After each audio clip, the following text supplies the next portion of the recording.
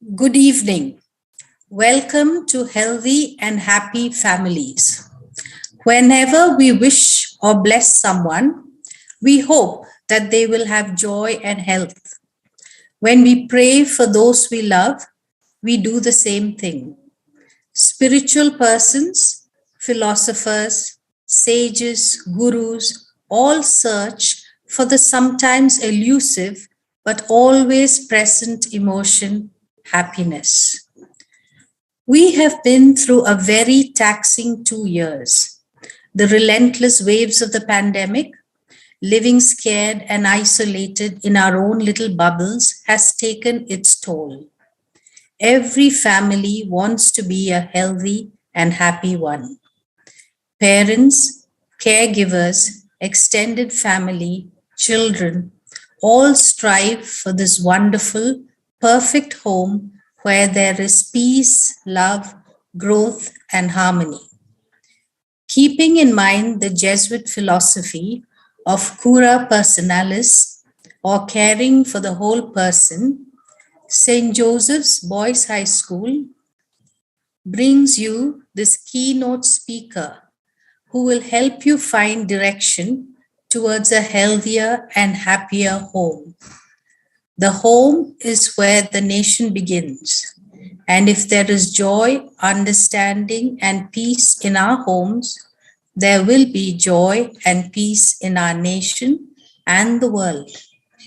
On behalf of our principal, Reverend Father Sunil Fernandez, Primary School Administrator, Reverend Father Vishal D'Souza, Vice Principal, Mr. Uday Kumar, staff and students of St. Joseph's Boys High School, I warmly welcome you all to this webinar.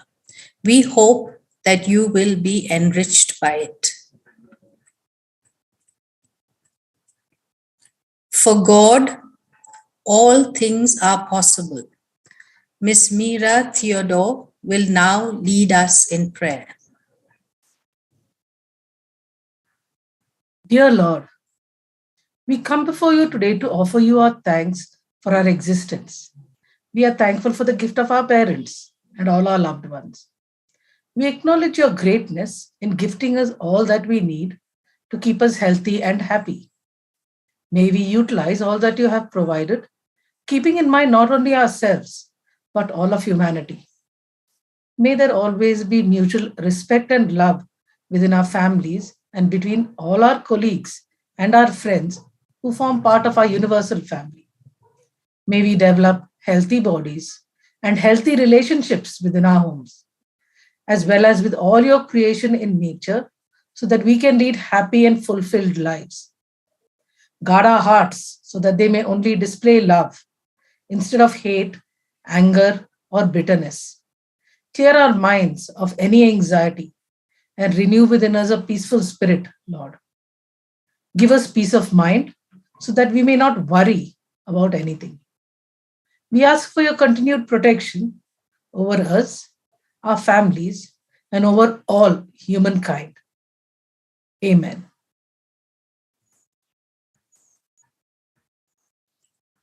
We have a very special keynote speaker.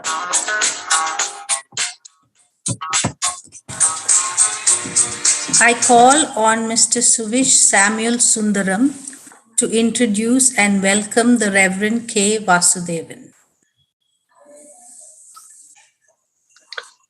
Thank you, Shifa ma'am. Good evening, one and all. It's my honor and privilege to welcome my dear friends, someone I respect and admire, Reverend Vasudevan.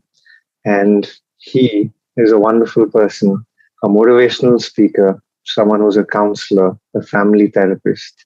He's also authored 2 books, one of which is yet to come. And the first one, the name of the book is COVID is a Word, Not a Sentence. The second one is about emotions and Bible.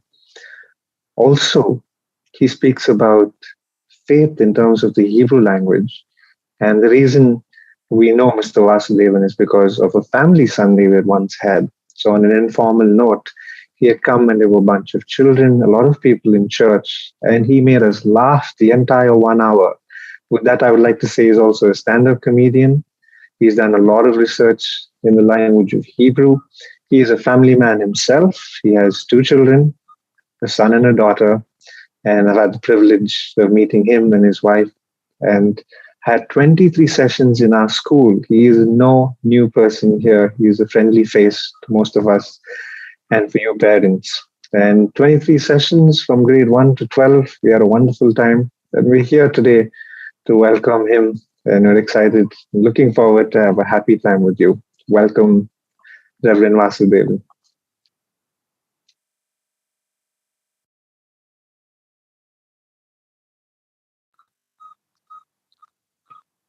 You can unmute your mic, it'll be nice. Thank you. Thank you, Suri. Thank you very much for those kind words. And thank you very much. It's been my absolute privilege and joy and honor to associate with you. Your school. I want to thank your principals and the Vice Principal Uday Kumar, particularly for inviting me. I know Uday for the last 40 years now, probably. That's so, but it's been just a joy and privilege to know and to be able to share. We're going to share on this very happy. I want to begin by saying this. Happy families, they live longer, they have better health, and they earn more money also. That's what I want to start with. So this happiness that we can enjoy within the family will have tremendous health effect on our health and our quality of living, and we'll be able to earn more. That's what I want to start with. So we can now go on to our slides. It's a very, very exciting thing that I like to share because this is something that I have been studying for a long time now. About families, I've been studying little before I really got married. So I don't know what I was preaching about marriage before marriage, but I started studying about it. But it's been a real privilege, and particularly about health. As Suri was saying, my second book is I'm writing on emotion, Bible, and health. And I've been teaching happiness for some time now. And I taught in St. Joseph's also about happiness. I also taught in various other schools on happiness. So this is a subject that I'm thoroughly enjoy teaching. So I'm very, very excited. I was telling that in yesterday's meeting that it's like the patient going to the doctor and the patient hoping that the doctor will prescribe ice cream. And the doctor says, ice cream is the best medicine for you. So I'm very, very happy to speak. Now, Muniraju, could you share the screen, please? Yes, the next one. Yes, thank you. We want to extremely thank the management for arranging this webinar on healthy, happy families. Wonderful. Yes. Now, this is because I'm primarily talking to the families and I'm talking to the parents primarily.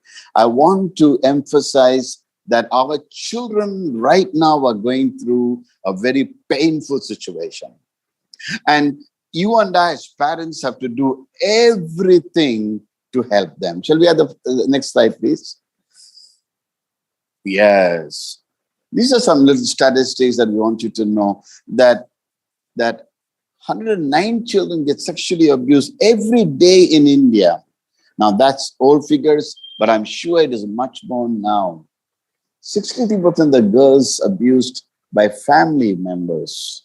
69 of the children were physically abused. Every second, a child reported facing emotional abuse. Now, 30% of children are depressed is a worldwide statistics, but because of this COVID, lockdown, and all of this, it has touched the roof actually. That has increased. Over 85% of the offenders are those whom the child knew and trusted. 60 higher. Now, this is a very important thing. 60% if our children get abused by the time they are 12 years old, there are 30% more chances of them developing cancer in adulthood. Now, this is just to tell you this, that you and I as parents have an amazing responsibility to do the best for our children. We'll go to the next slide, please. There are two types of abuse. One is the bad abuse, where there's violence at home and there's alcohol and fighting and all of that. Last time I remember using the statement that if the husband and wife are fighting like cats and dogs, if the father and mother are fighting like cats and dogs, our children will become rats actually. So when we have that kind of a home, we have an abuse. But absent abuse is different. When we did not hold our child and say, you are awesome, you're amazing, you are a promise, you're amazing potential, you are simply breathtaking.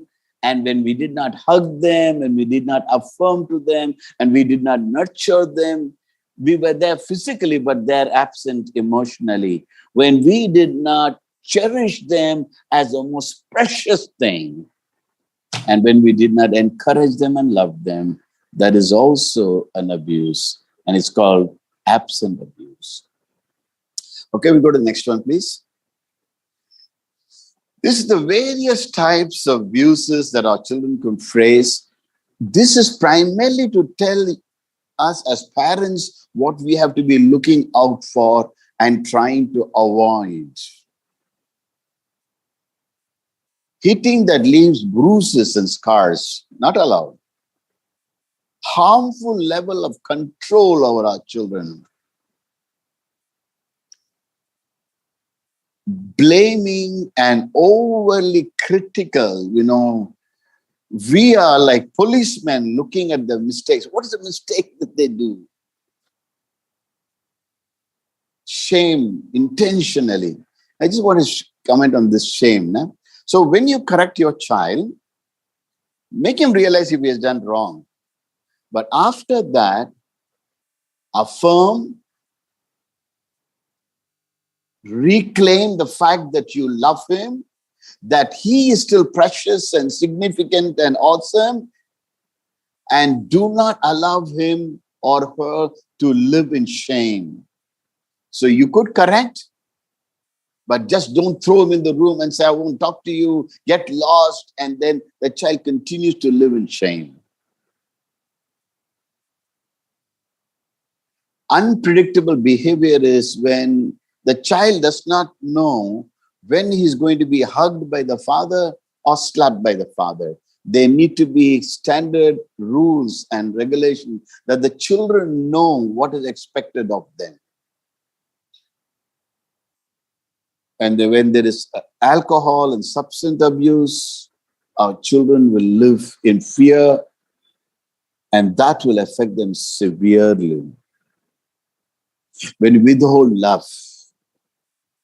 Okay, we'll go to the next one.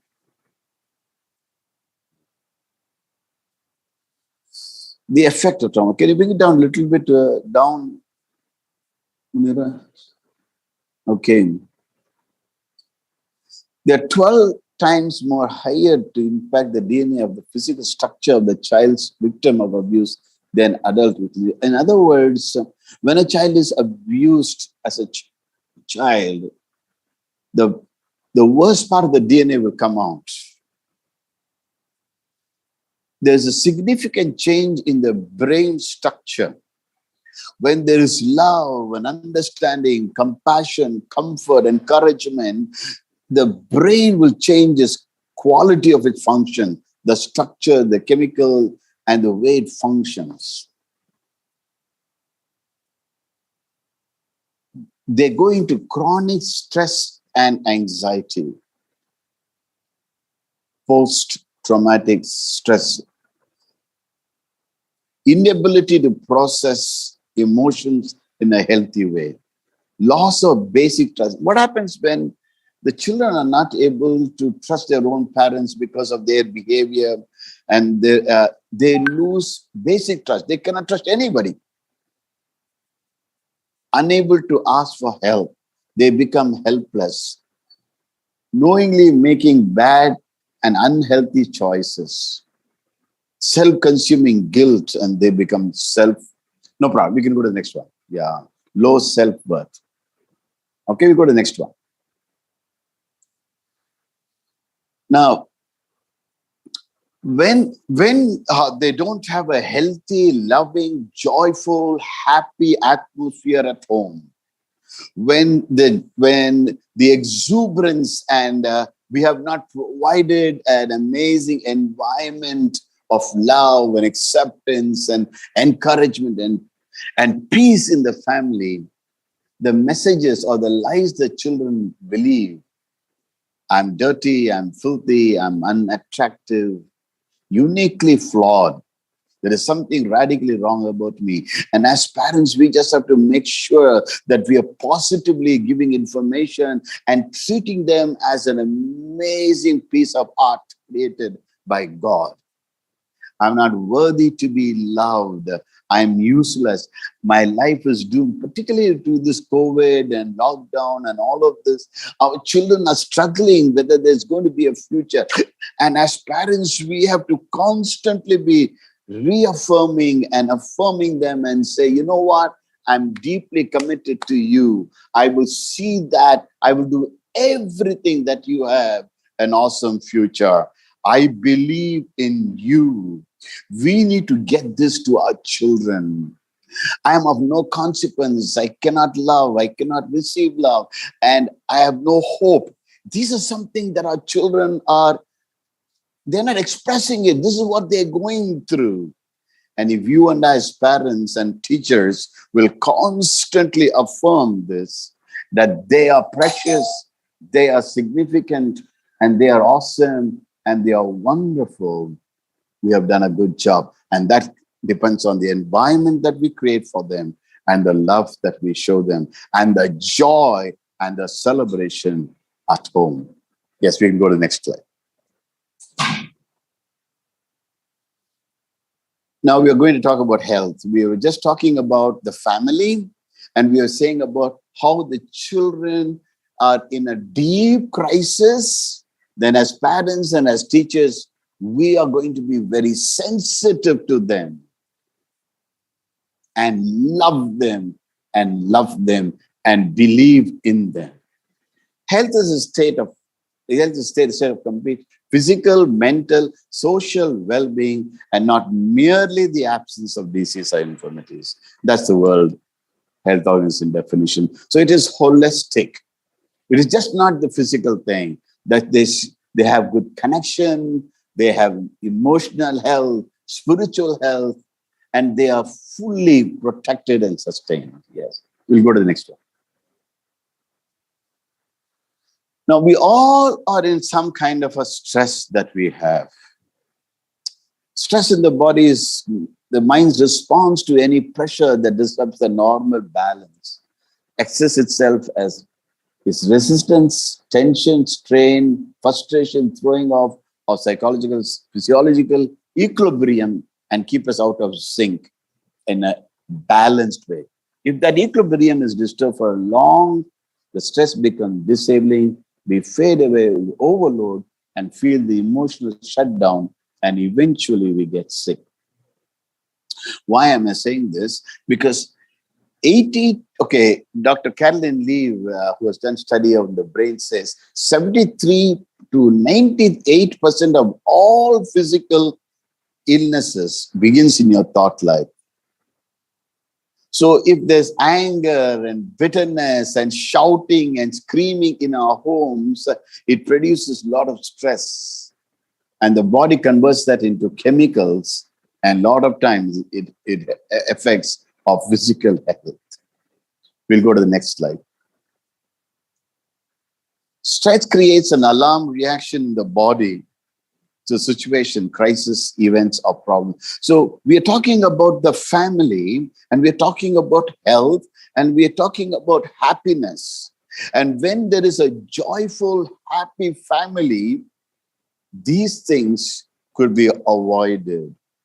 But in a dysfunctional family, all of this gets into the system of the children, in the husband and the wife, the father and the mother, and it affects them.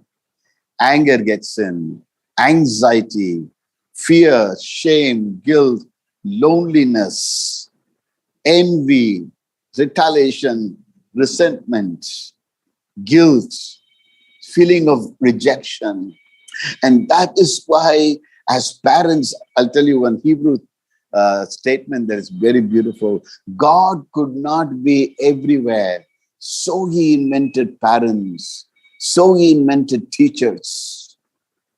Our children are the most precious commodity that we can ever touch. Not the notebooks, not the report card, not how much they make, how they're doing academically. Each child is so precious. And we just need to love them and care for them. Of course, we need to discipline them, but in a context of a loving relationship. Because without love, without the child recognizing that he is deeply loved, all correction will go like hurt and rejection. But when correction is done in the context of a loving relationship, our children will accept correction because they love discipline. Okay? All of these emotions are converted into chemicals in the body. And since they are negatively charged, we have negative effects. This whole COVID and all of that thing that happened in the last 2 years, if they're not restored from this anger and anxiety, fear and worry, they're going to get affected physically. And you and I, as parents and as teachers, we are constantly allowing them to bloom, to love them, and out of that love, bring healing into their lives. Shall we go to the next one? Yes. I mean, for me, this is a very interesting thing. Research has demonstrated that just 6 minutes of negative emotions can suppress the immune system for more than 20 hours. Isn't it a miracle that we are all alive? Just 6 minutes. That is why happiness, a joyful atmosphere at home is so very, very vital. How many times we can crack a joke in your house? How many times has the father told a joke and everybody laughed at home? You know, somebody asked me in England when I was there, a small boy, he's just 5 years old. He looked up to me and he said, Pastor, how many jokes do you crack per day? Very interesting question. And when we laugh as a family, you know, laughter is a great medicine. Medically, it's proved. And in some homes, there is absolutely pin drop silence. Some of the teachers will expect that in classroom, but sometimes in the home, it could be actually very destructive because there is no laughter, there is no joke, there is no joy celebrated at home. Okay, let's go to the next one. Okay, this is a definition of joy or happiness. We're talking about happiness, we're talking about health, we're talking about family. Joy, or you can slash as happiness. If you look at the dictionary, it is interchangeably used sometimes. So define joy as a spectrum of emotions, actions and responses that include. Now, let's just think how much of this is happening in our families. How much of this is real in your own life? Gladness, cheer, happiness, merriment, delighting. The fact that we are alive. You know, somebody said this so beautifully. If you're alive, you're a millionaire. If you're able to have good health, you're a multimillionaire. And if you know that you have God who loves you, you're multi-millionaire. Does those things really make you happy and joyful? And are you celebrating life? Now, I want to say this.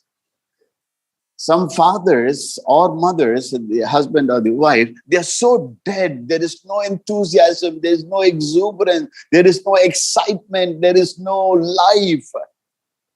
Do you think your children will grow up to be enthusiastic and full of life? I don't think so. Because children are the best imitators. It's the human species alone that learns by behavior, by observing and just imitating.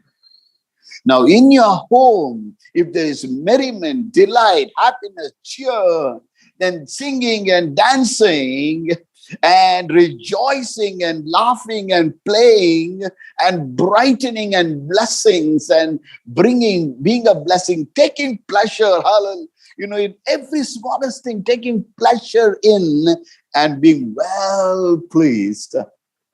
This will actually produce health. Happiness is a choice that I make to do all these things. Happiness is a choice. I choose to be delightful. I choose to laugh more. They say the children laugh about 400 times per day. I think the adult, when he becomes an adult, he laughs 4 times a year maybe. I don't know. But how much of that we are enjoying and celebrating? Happiness is an umbrella term including various emotional states of well-being, ranging from contentment to intense joy. This is health.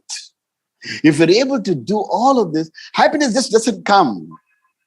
It's something that we do in life, to be joyful, to take delight, to choose happiness. Okay, we'll go to the next one. This is an amazing biblical verse. A happy heart is a good medicine. A joyful mind causes healing, but a broken spirit dries up the bones. When I looked at this and I thought of this a lot, it says, a merry heart is like a medicine. For what sickness? I think a whole lot of sickness. I'm not saying by that, if you're happy, you'll never fall sick. No, I'm not saying that. But you can actually prevent a lot of our sickness. I was teaching a class on health and emotion and happiness and all of that.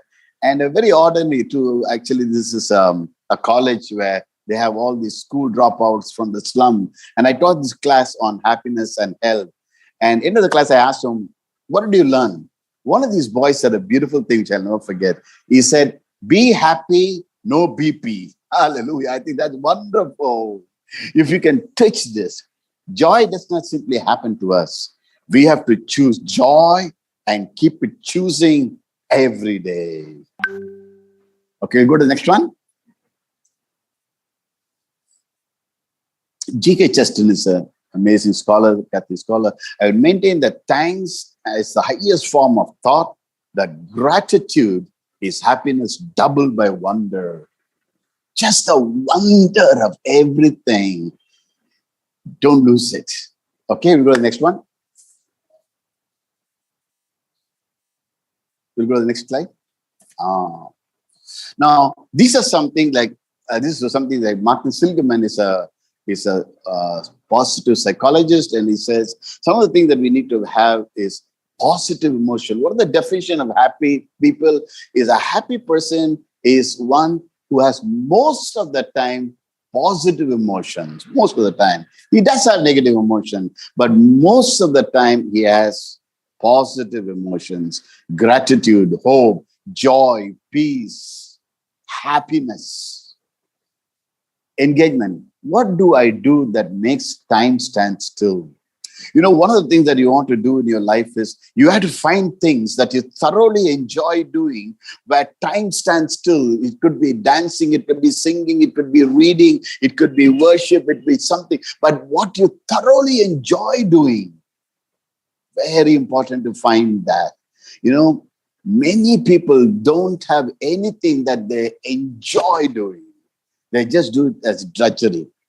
Relationship. Now, if you want happiness in your life, relationship is so important. Relationship with God, relationship with yourself, and with significant people in your life.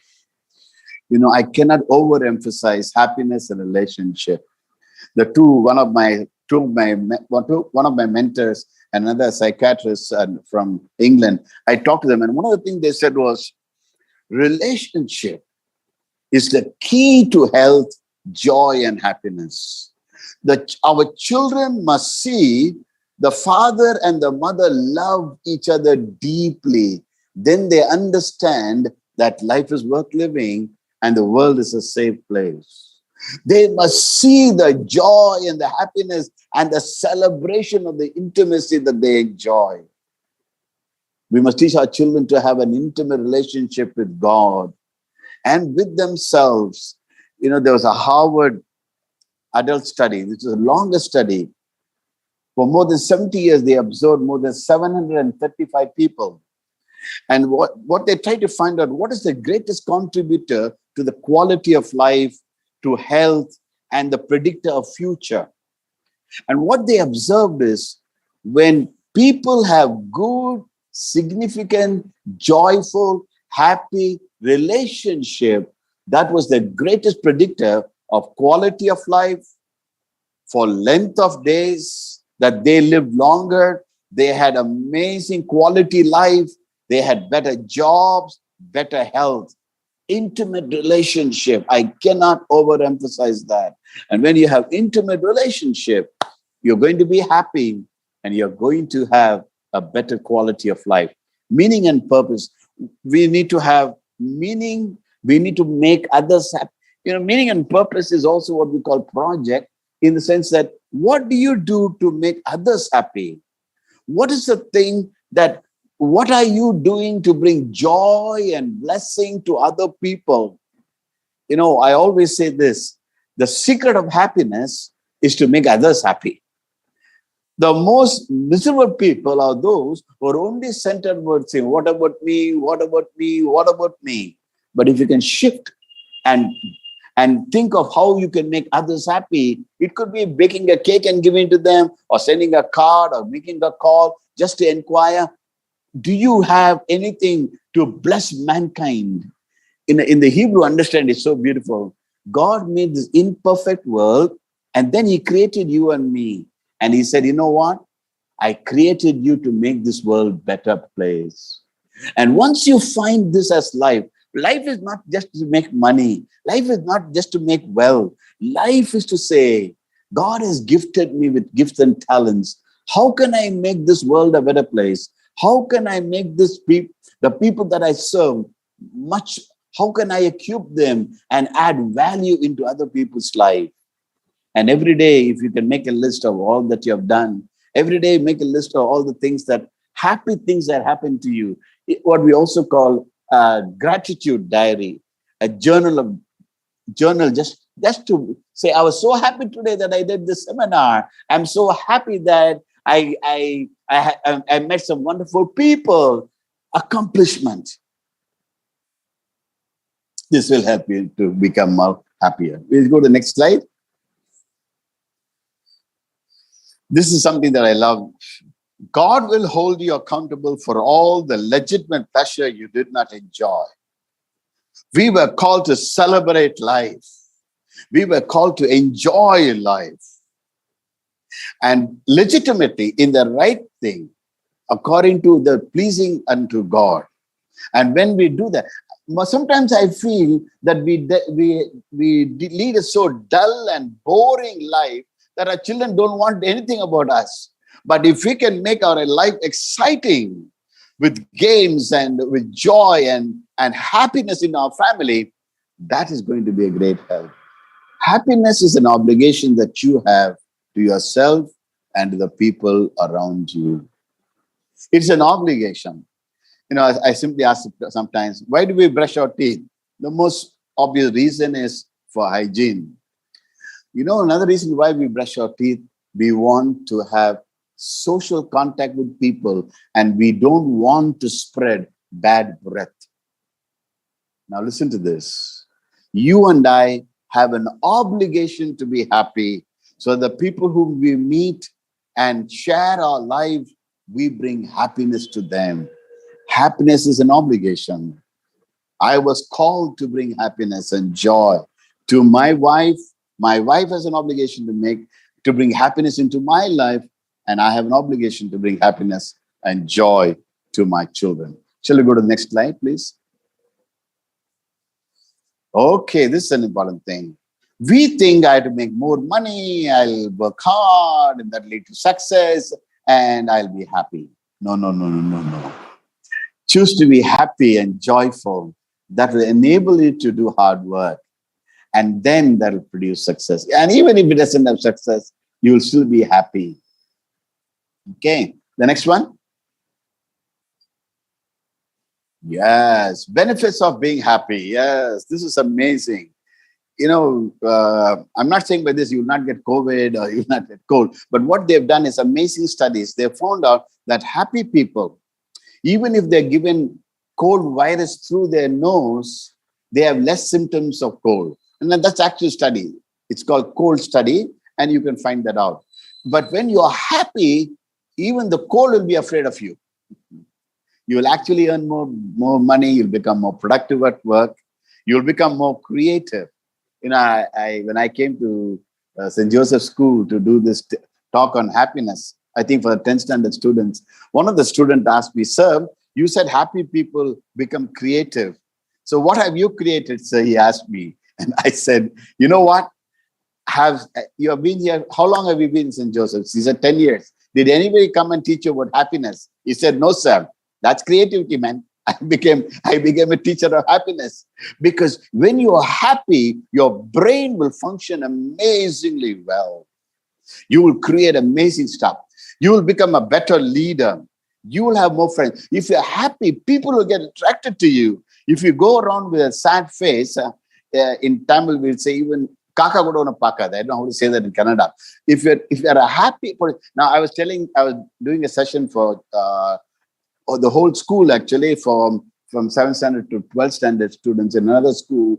And I asked the children, this is a co-education school, I asked the children, how many of you want to get married? I don't know, somehow they get embarrassed. Nobody wanted to lift up their hand. Then I told the principal, "Sir, I think we'll just join them in the monastery or something like that, because none of them want to get married." Then everybody started putting their hand up. Then I said to them, "Here is my first premarital counseling for you.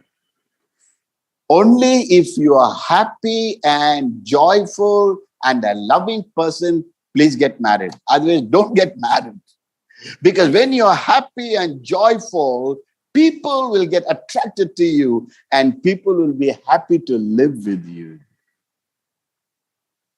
You'll have more friends. You will have a fulfilled marriage." That was what I was telling. When you are happy and joyful, I don't think any child would like to live with an angry, bitter, short-tempered father or a mother. But if they are happy and joyful, they will flourish. They'll cope up with better stress and have a stronger immune system. Happiness will increase your immune system. I was saying that 6 minutes of negative emotions, your immune system is suspended for 22 hours. The opposite is true. When there is love, joy, happiness, and there's a joy in the family, you will have better immune system.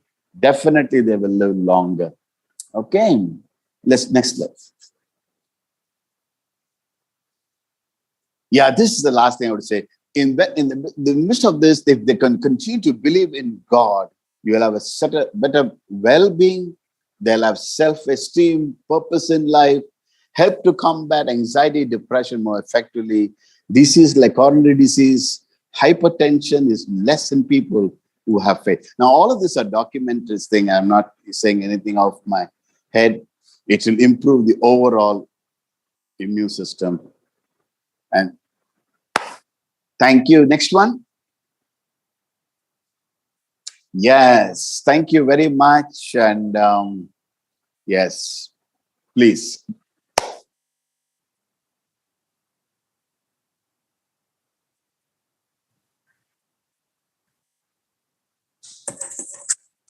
Thank you, Reverend Vasudevan, for reminding us of the importance of affirming, nurturing, loving our children, even when we correct them, to remember to show them that we love them. Thank you so much, sir. Now we will have Lydia Francis, who will put forward the questions sent in by the audience.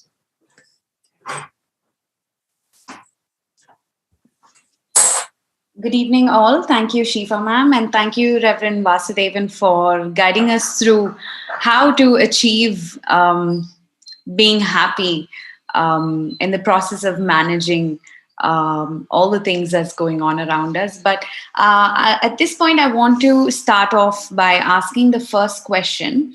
The first question says, how can we balance and bridge the gap between two generations living under one roof? Is it possible to come to a common ground? Let me try to understand the question. You're saying two generations, the grandparents and the parents are talking about that, or is that what you're saying? The joint family system? Yes. Okay. Good. Yeah. It is a difficult thing. Okay. We're supposed you're living in a joint family. That's right. That's what the question is, right?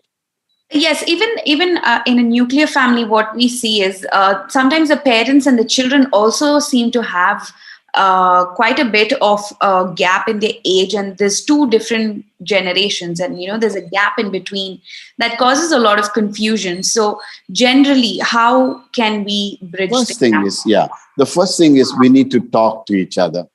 First, we need to have some discussion. What shall we do about money? What are the movies that are accepted? What is the time limit in terms of videos or TV or whatever? And then together they should need to come up with a standard thing and say, these are the rules that we follow in the home. And together, don't put it as if the parents are saying it, the children must do it. Now, let's reason out why we should do this, why we should keep that time. Why should we limit our time in the television or video games or whatever? And this is what I feel. And then it should not be that, as parents, we are also best of friends to our children. At the same time, we are also the one who are bringing structure and discipline in the family. So we openly discuss them and say, these are the rules. This is not for any particular thing, but this is good for you. And then you have to discuss, if you do this, the consequences should be bad. If you keep telling lies or you rob or you're not disciplined, keeping a job will be difficult for you. If you don't obey authority in the family, when you go to your workplace, you won't be able to take instruction from your boss. And then you have to keep shifting your jobs and things like that. So open discussion, rules that are accepted, and together we implement them. But it will always be that the child knows and must know that the child is not in control of the family, but the parents are. But it's done lovingly and in an atmosphere of acceptance. So the children like discipline. When I used to be warden in Baldwin School, and I said, I told the children, you don't like discipline. No, sir, we like discipline. We like structure. And so when you balance structure, discipline with love, I'm sure most of the children will accept that. Yeah. So open discussion is good. And every time you give a rule, explain why the rule is.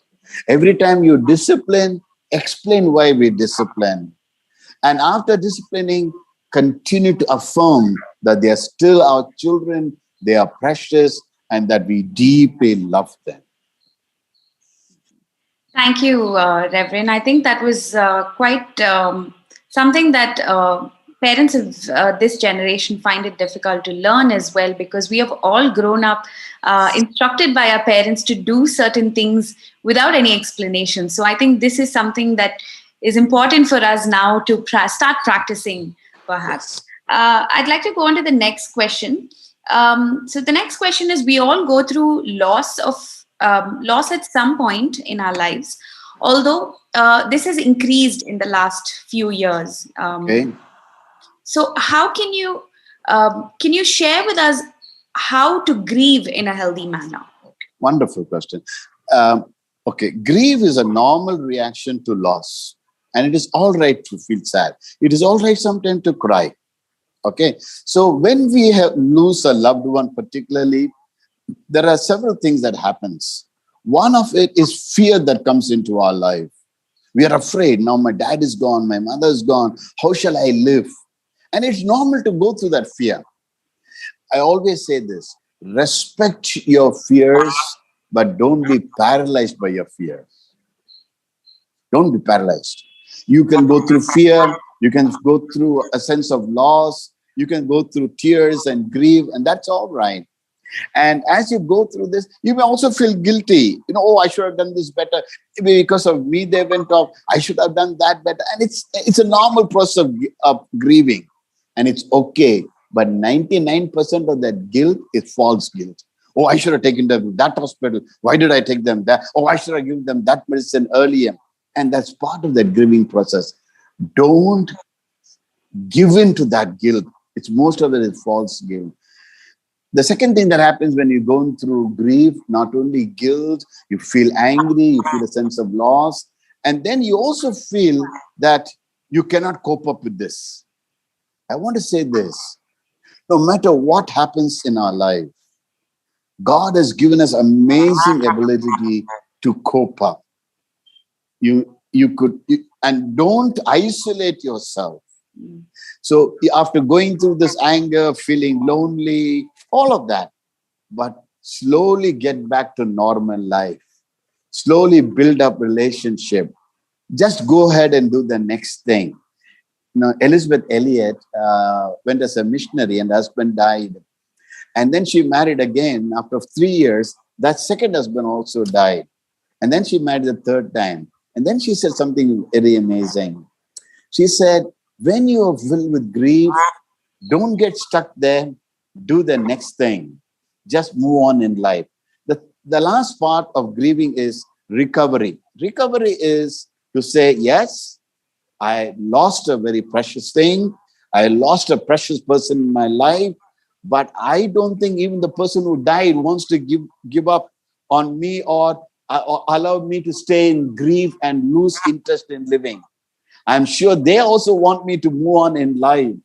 And above all, whatever happens in your life, God has a beautiful plan for your life. God has an amazing purpose for your life. There was a person who was very depressed, and the pastor came and said, God loves you. And that's an amazing thing when you know that you're loved by God. And then the rabbi came and said, not only God loves you, God is in need of you. Yes, you're gone through grief, but you still have a purpose.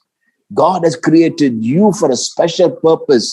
And in the midst of this loss, you can still move on to achieve the amazing purpose that God created you for. I'll always say this, you are not a victim of your past. With God's help, you can be a victor. I lost my mother when I was 5 years old. I do not know really what mother's love is. I grew up in a hostel for many, many years. But when I experienced God and His deep, deep love, I realized no matter what my loss is, I can still achieve the purpose for which God created me. Don't give up on your grief. Grief is real, but don't get paralyzed because of your grief. Respect it, but move on. Thank you, Reverend. I think that's important as well. And one specific point that you mentioned, not to isolate ourselves, is something Absolutely. Lydia, what I found out was being alone, the damage is due to your body is like having 14 cigarettes per day. Yeah. So we were made for relationship. Yes, you lost your father. Maybe you have a good uncle whom you trust, or an elder brother, or somebody in the community or in the church that you find somebody who you can trust. Have somebody, because no man is an island. Don't isolate yourself. Don't isolate yourself, because we were not created for isolation, because God is a relational being and He created us to have relationship. Very important. Thank you, Reverend, for that insightful answer that would surely benefit a lot of our viewers that are watching. So I'll go on to the next question. So the next question is how to maintain an emotionally healthy family environment in the midst of financial challenges. Very good. Okay, that's a difficult thing. Okay. So, financial difficulties are there. how to have a happy family life in the midst of financial challenges. Okay, I'll tell you one thing. Even if you're having simple food, just plain dal and chapati or whatever, have it happily and with contentment and joy. And while you're eating this also, don't have a long face. It is contagious. Your unhappiness is contagious. Do that as if you're having biryani and chicken fry. And when you create that atmosphere, even with the slightest thing, I'll tell you one thing. Listen to this. The less and less it makes you need to make yourself happy and joyful, the more and more mature you become. I'll say that again, okay? Today I have a mobile. Oh my gosh, I have a mobile. I have a pen. This is great. I have life. I have loved one. I have a sister or a brother. I have a roof over my head. Just gratitude. And if contentment is another thing. One day I saw some people on the street. These were all children. And they were in a musical procession on the road, main road. Everybody had an instrument. One had 2 scales and he was banging with that. The other had a plate and a tumbler and a spoon. Damal he was going with. And then he had another one, just had another two plastic. And this band was marching on the street. They were having a ball. All picked up from the streets or from the house. So I'll tell you one secret. If you can learn to be happy in the least of things, you have learned an important thing about life. They made studies about people who win lottery, $1 million or whatever. They found out that after 6 months after winning that lottery of even $1 million, the same level of happiness comes back to them before winning. Same is true when you have an accident, you lose your leg or something. The happiness that you had before having that accident, the same thing will return after 6 months. So here it is. Somebody came to a rabbi and he said, this thing happened. I couldn't pay this bill. I couldn't buy this. And that's why I'm very unhappy. And the rabbi said, you know what? You are first of all very unhappy and all these things happened. Because happiness is a choice that I make in spite of what is there. In spite of what I have money. So when you say about money, I'm saying, it's not easy. But you can choose to be happy in the smallest things. So you have a little money, wow. You have clothes to wear, wow. You have rice and dal to eat, wow. If you can fill yourself with gratitude, contentment, and choose to be happy, just the fact that you're alive, you can survive the financial difficulties. Because if you make money as a source of your happiness, if I have more money, I'll be happy. You look at the many, many millionaires who commit suicide, actually. They have money, but they don't have happiness. So you and I can choose happiness even when we don't have money. Thank you, Reverend. The way you had explained this itself motivates each one of us to choose happiness. And absolutely, I'm sure, I can definitely agree that happiness is a choice, no matter where, which position in life you are or where you are in life. Absolutely. Thank you for that wonderful answer. I'm going to go on to the next question. Question is, how can we be happy when our children are living in a time such as this, where most of the aspects of life surrounds the internet?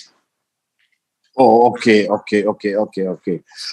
So, parents allow them to do work on the internet, because if they don't do it, their teacher will scold them, right? So they have to work at a time on the internet now because of this COVID situation.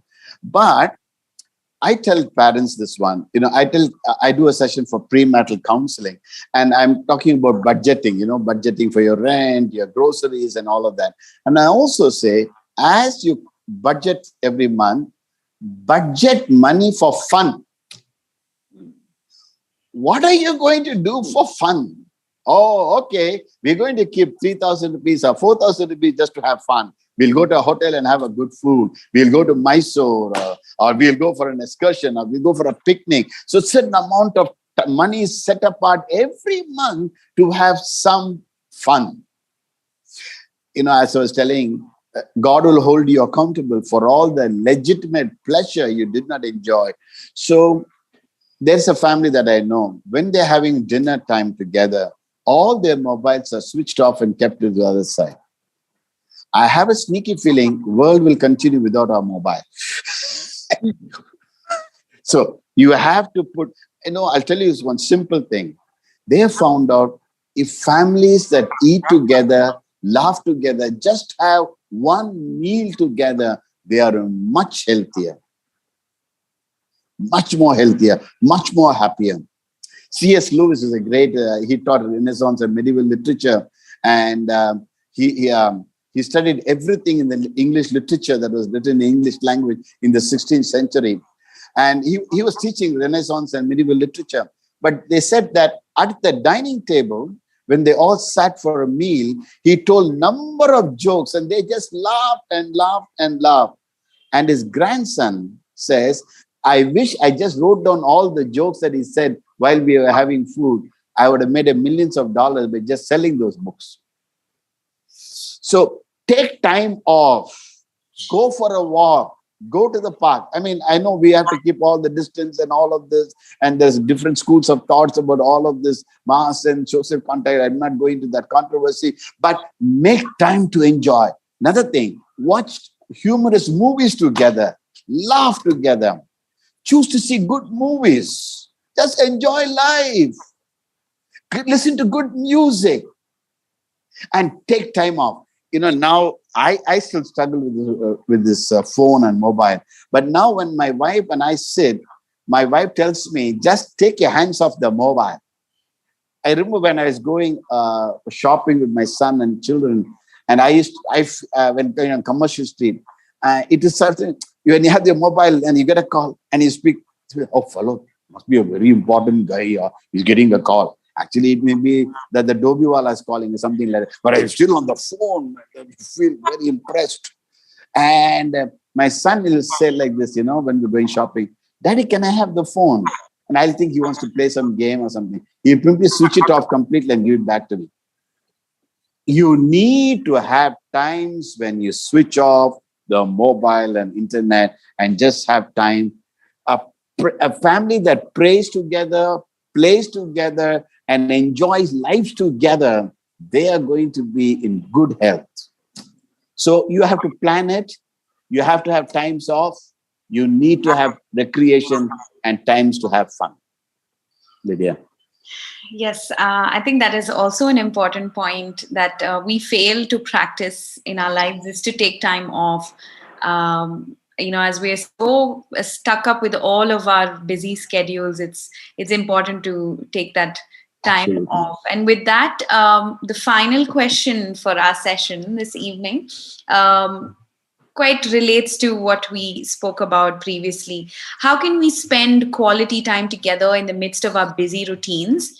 Any practical activities that we can engage in? I think that has already been answered, but if you would like to add on to it a little bit more. Sure. So I think, one of the things that we could plan, okay, this is something we have to plan. My wife, as I was preparing this talk, my wife told a very interesting thing. There was a day that we made biryani, and we took our children to Kaban Park. Those days, this is before COVID and all that.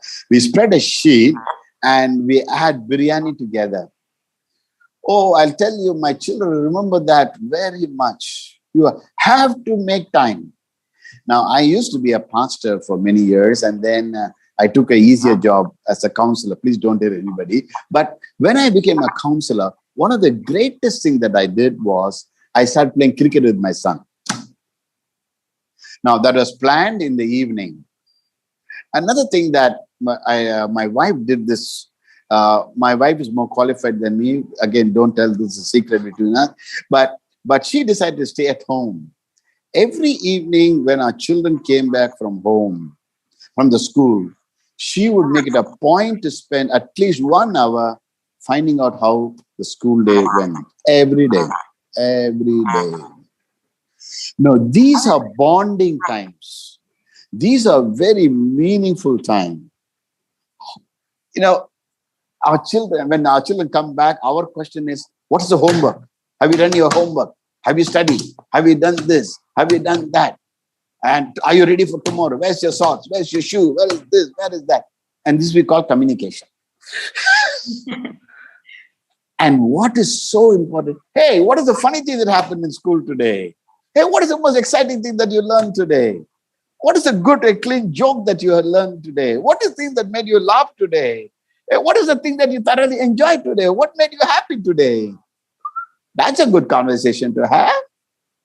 Is there anything, something that you learned that got you excited? Let's know that. Did you have a new thought? Did you come up with a new idea? Something that excites you? And this kind of conversation, and to plan this into our system so that we have more intimate, meaningful, joyful relationship. I always say this, you need to have at least 2 people who you can joke and laugh about. At least 2 people who you can share your problems and your tears. And 2 people who you can just spend time, and when you spend time with them, time stands still. You need to have 2 people who you can just be the best of friends. You need to find that in life. Because somebody came to Albert Einstein and said, I'm a self-made man. To which Albert Einstein said, you have just made God unemployed. So finding time, planning activities, discussing together, and doing things as a family and as individual. And as I said, the happiness, one of the things about happiness is, how can we make other people happy? During this COVID time, I'm sure many of you have done that. Made food for other people, went and visited them, just gave them some food or some eatables or something like that. One of the great secrets of life is when you bless others, you get blessed. But it has to be planned. It has to be done. It is some activity you have to do. And when you do that kind of activity and you plan that, you're going to have more meaningful life. Thank you, Reverend, for sharing all those insightful thoughts with us. And I'm sure to say that our viewers this evening I'm sure they would be taking back at least one thing or even more than just one thought to practice in their families to keep it healthy and happy. So thank you so much. With that, we come to the end of the question and answer session. I'm going to hand it over to Shifa ma'am. Thank you, Lydia. An attitude of gratitude is essential to a happy life. We just heard Reverend say that gratitude is what makes us happy. I call on Miss Shanida Nasser to express our appreciation. Good evening to all. It gives me immense pleasure to deliver the vote of thanks on this meaningful and energizing webinar on healthy and happy families. I would like to begin by thanking Almighty for the countless blessings and for keeping us safe. On behalf of SJBHS family, I take this opportunity to express our gratitude to the guest speaker, Rev K Vasudevan, for making time to be with us and for sharing his valuable inputs on happiness and well-being. Sir, we truly appreciate your enthusiasm in spreading positivity and promoting healthy lifestyle. Our sincere gratitude to Reverend Father Sunil Fernandez, Principal SJBHS, for the continued motivation and guidance. A big thank you to our primary administrator, Reverend Father Vishal D'Souza, and our Vice Principal, Uday Kumar Sir, for their constant support. My heartfelt thanks to the IT team for all the guidance and efforts through the program and helping us with a seamless experience. A very special thanks to all the participants and ever supportive parents in making this a success. Thank you. God bless.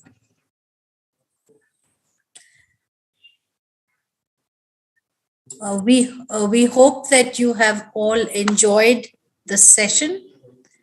And thank you, Reverend. Once again, I join Shanida in saying thank you. And all our viewers, stay safe, stay happy, stay healthy. At least the Reverend has directed us in that path, and we hope that we will continue with our lives more enriched. Thank you and good night. Thank you.